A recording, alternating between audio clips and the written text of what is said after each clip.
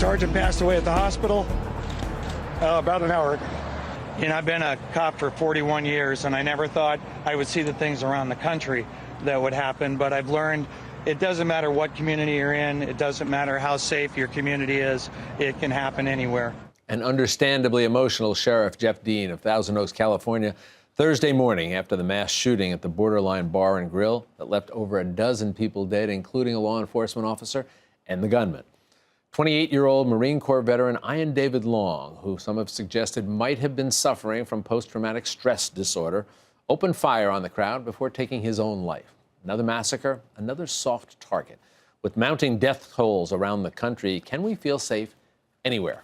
Here with some help in discussing these issues is former NYPD Lieutenant Dr. Darren Porcher. Darren, it's always good to have you here, but unfortunately, it seems lately that when you come, we're talking about these kinds of tragedies. Let me start off with this notion of a soft target. From a law enforcement perspective, what do we mean when we say that? When we use the term soft target, this is merely an unprotected target without security. That's usually the connection we have with a soft target. And shooters, mass shooters in particular, want to target these soft targets because it's so much easier for them. And I give you an example. A couple of years ago, we had the Dylan Roof shooting in the church in Charleston, South Carolina. In his testimony, he specifically stated the reason why he targeted this church because he had no fear of retribution nor retaliation from the parishioners in the church. He had targeted other locations in Charleston, South Carolina, and he felt that this was more appropriate to advance his agenda. That's why he focused on a soft target. We are being told that the shooter was apparently a Marine Corps veteran. We're told that it was a .45 handgun that he used. There was a suggestion a smoke bomb might have been utilized also to create havoc and confusion. As a law enforcement officer and investigator, what do all those facts tell you?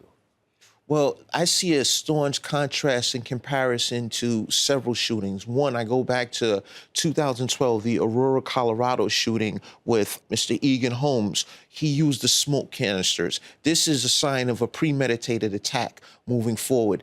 In addition to that, these types of offenses, I want to say attacks in these types of venues, so to speak, it's very difficult for us as the common citizen to protect ourselves. So there are two different options. One is you can run, hide, and dial 911. Let me ask you about that, because I want to spend some time on that. Because one of the things that people will often say, especially now that we're talking about soft targets, you know, if you're talking about a scenario where there is security around a harder target, public citizens, private citizens seem to say, well, you know, there are people designed there to protect against that. But now you're talking about a bar and a college country music night. We talked about a church, Las Vegas, a big country music concert. So the first thing that people will say is, either to themselves or out loud, if I find myself in a situation such as that, what should I do? Now, I don't know that there are any hard answers, but let's start off with the first three suggestions you're talking about. Right. There's one philosophy, run, hide, and dial 911.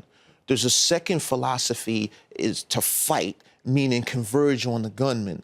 Believe it or not, historically, the premise of converging on the gunman has been very successful. And we go back to 1993 here in New York on the LIRR Railroad. We had a gunman, Colin Ferguson. The patrons on that LIR train converged on Colin Ferguson, and it stopped the carnage. Another example would be when we go back to January of this year, we had some U.S. servicemen on a train in France. They converged on a suspected terrorist. He revealed a firearm. It was actually a rifle.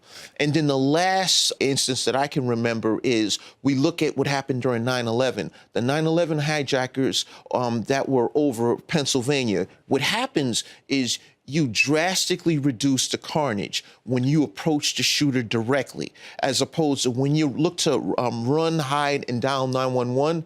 You have a greater propensity for a higher casualty rate. And an example of that would be what happened in the Pulse nightclub in Orlando, Florida, not too long ago. What would you say? Because obviously this is an area where you're going to have good, intelligent, well-trained people are going to have different opinions about it. So what would you say to somebody who says, well, I heard somebody else saying that, no, you don't want to confront. You don't want to fight. Flight is your better option.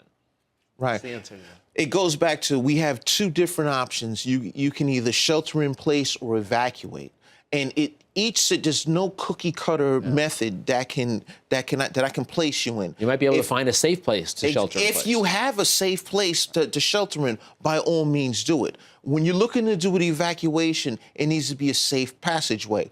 That's to be determined based on the incident that you're in.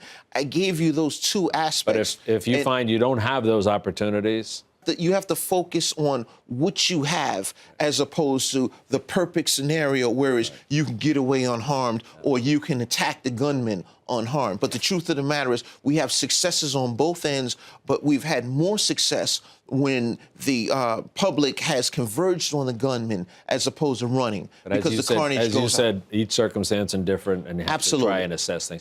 Darren, again, I always say it's good to see you. It is, except for the fact that we oftentimes end up talking about unfortunate tragedy. circumstances. But we appreciate your sharing some of your thoughts with us. It's always a pleasure to sit down with you. You be well. All right, thank you.